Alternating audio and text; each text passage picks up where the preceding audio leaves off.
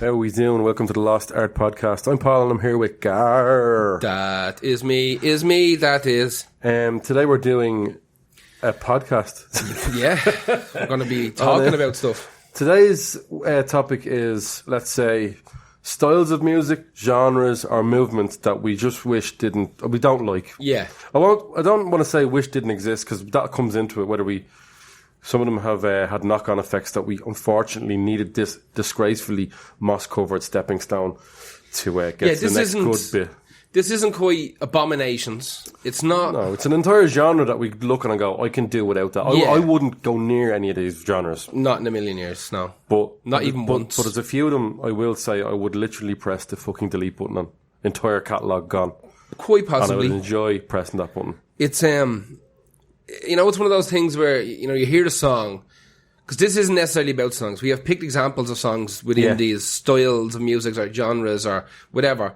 And, you hear it and you go like, fucking hell, like, is that really a thing? And then for a podcast like this, you go looking and you go, fucking hell, there's loads of it. Yeah. Like, it's a thing that actually exists in the world. We might play some of the examples. Yeah, we do a few little snippets, I think. Because, just to save you going through this playlist, which I simply just wouldn't do. It plays like an Abominations playlist, but to be honest with you, it's more the genres. It's worse. I think it's worse than Abominations. Do you? Because these have no... Like, Abominations are terrible for their own sake.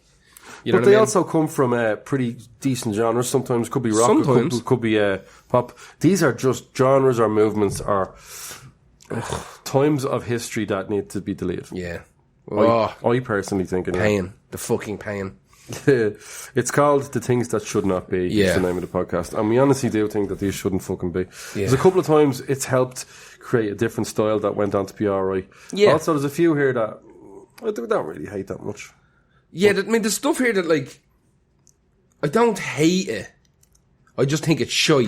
And, like, the world would be fine without it. Or pointless. Yeah. Like, I think if it was gone, probably nothing.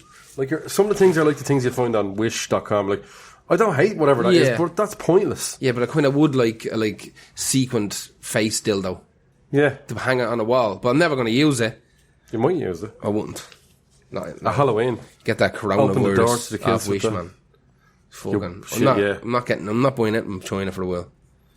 That's racist. No, it's not. That's where it's from. That's racist. And I was here now as well. Apparently it's racist. It's 2 hours up the road. Anything to do with China as an entire country. I love China. All the cheap fucking clobber. Yeah, but you can't say China. You have to say some of the people in China. Bollocks.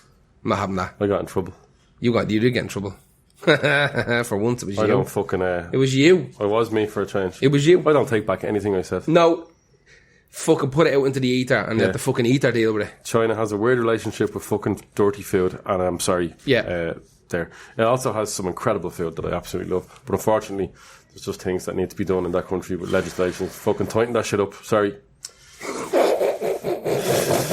You can't say that. You absolutely can fucking say that. And I just did. You absolutely can. Right, let's do this. What's your first... My first pick of style of music is actually a genre. Yeah. And it's called... it has two names.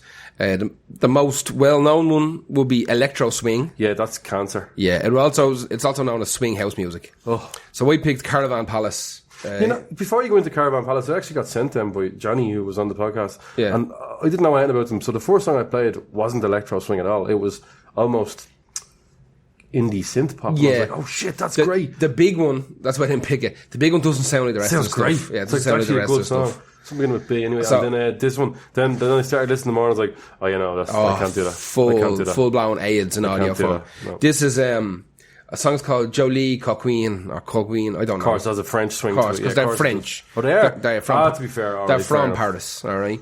I'll let them away this time. The story behind this band is 10 times more interesting than the music. Like, Jesus Christ.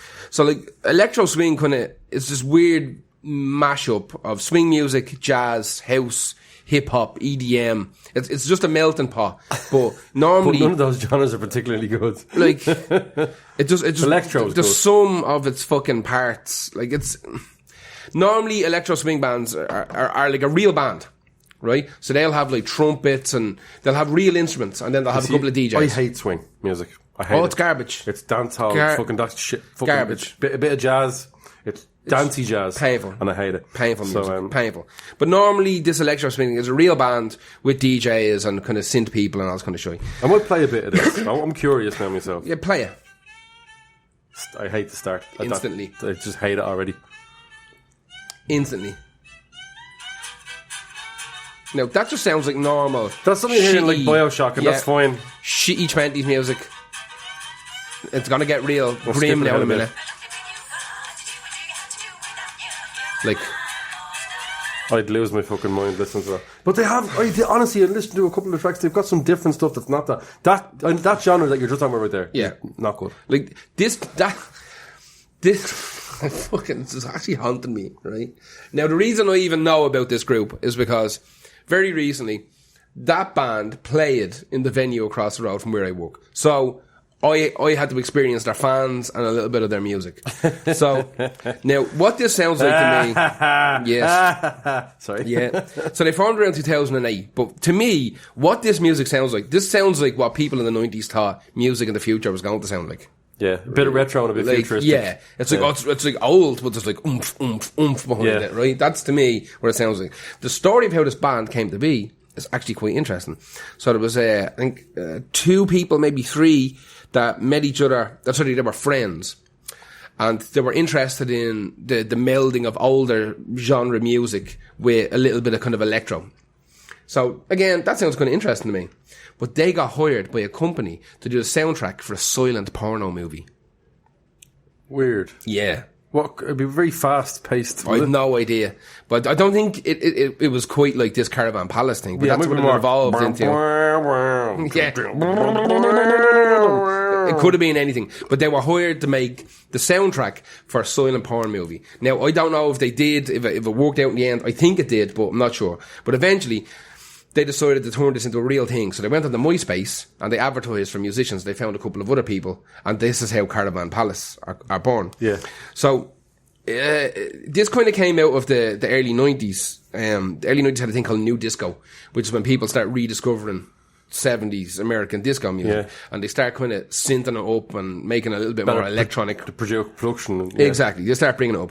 Like, this is essentially kind of entry-level dance music. Just, like, when you hear this song on the playlist, you'll understand what I'm trying to explain. That this sounds like music for people who aren't into music. Do you know what I mean? Like, everybody knows that that kind of swingy big band. Yeah, they know all that big band sound.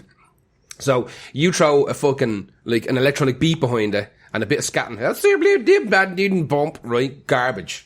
And all of a sudden, every fucking mutant who has no interest in music is like, man, that's fucking unreal. That's great. It's so busy. There's a lot going on. It's so irritating. This is essentially cosplay music. So everybody dresses up music. And they go. Of course. It's probably steampunky as well, yes, very much. Of course it is. Of course it's steampunky. Yeah. Influenced highly by Django Reinhardt, which it's not at all. Couldn't be. It's not. Like, there's definitely, Django has some swing stuff. Yeah. You know what I mean? But there's none of that gypsy jazz element that I hear. Yeah. Not really, anyway. It just sounds like it's, like you've got that kind of shuffly guitar, which is painful. Just like washboard guitar. You've got the scatting, that fucking skeeding dob, deeding dob, fucking I'd love to know, I'd love to ask someone who is genuinely into this music, how many songs of this can you listen to in a row? And be honest. They played for 2.5 hours across the road. Fuck that. Yeah, 2.5 hours. Now, what I will say is that this band have a really strange following. It seems to be kind of 90s club heads. So most actual 90s club heads, because they're all in their 40s, exactly. Driving taxis they're with back. Kids and all. They are back, right? They are actually back to Happy Mondays gigs and stuff. There's actually weird... Oh, is it because the kids are grown up now? Could be. But there's a weird resurgence with... kind of this 90s thing where I'm starting to see people dressing like Kevin and Perry again, where they're wearing like 40, of course, like 40 fisherman hats and like I've seen those hats come back. That we're like house music met rock, you know, like you said, the Happy Mondays, and Stone Roses, exactly. Yeah, I know. Yeah, it's the same thing. But what I'm seeing here with these guys is that all the old club heads who would have went to all the kind of old fucking nightclubs and techno and house sessions. This band where they're a natural extension of that. Like, this band didn't kind of come into play till the 2008, 2009. Like, they would have missed it. But that style of music was starting to be formed in the 90s. Like, they were starting to sample swing and big band in the 90s. So this Mambo band... number 5. Yes, exactly. So, this band... there's a couple of groups that are within this kind of genre. There's one called Yolanda Be Cool, which are real big. But it's... I don't really understand what it is. Like, when I listen to it, I feel like I've got a decent enough ear that I can sit down and I can put my... kind of prejudices aside. Yeah. But I can put my... I think I have the coronavirus. I'm coughing. Get the fuck away from me then. I've got the full blown corona. I think I'll have like an ear where I don't dismiss something instantly. I will give it time of day. Now the time of day... but it's also especially if we've to go on a podcast. Oh yeah. We don't want to look like have our pants down. Talking shit about something we don't know about. Well, yeah, so we don't really know anything about these genres, but we did. We had to go research a little bit. We had to go and none of them have impressed me at all. No, there's nothing in here. In fact, I hate some of them more. Yeah, we learning. I learned some stuff there that may put me off them forever. I don't understand why this is a thing. This sounds like kind of novelty music, but it's not. It's big. Yeah. It's a big deal. The fact that this band have been around for fucking over 10 years, and have been big for 10 years, and people haven't got bored with it. It doesn't sound like it's evolved all that much. Like you said, there are definitely songs that are more synth pop, fun. Yeah.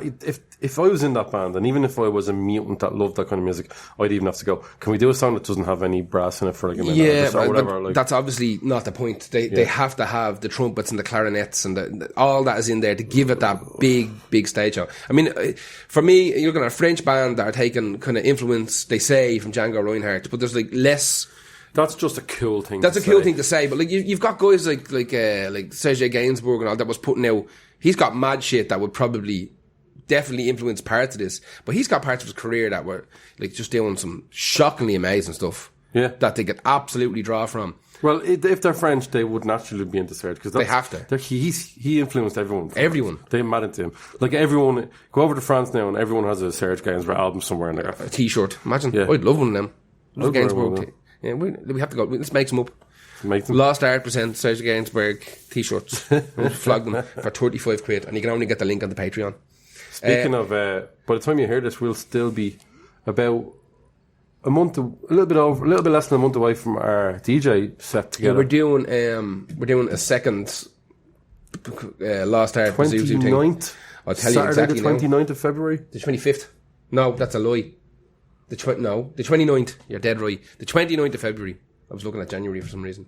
The 29th of February in Thomas House. Obviously, it's not a podcast. We're just going to DJ. We're literally just going to do it. Which is our job. We've done it before, and it was great fun. Yeah. It actually was great fun. So we're going to do it again. It's free. Starts at 10. And Dick's out. Do you have any more to say about it? No, I don't. I want to forget about it. Who's your first one? My first one, the style is reggaeton. The song I've chosen is the first kind of one that came mainstream, really, like made it mainstream, because it's been going since the 90s from Puerto Rico.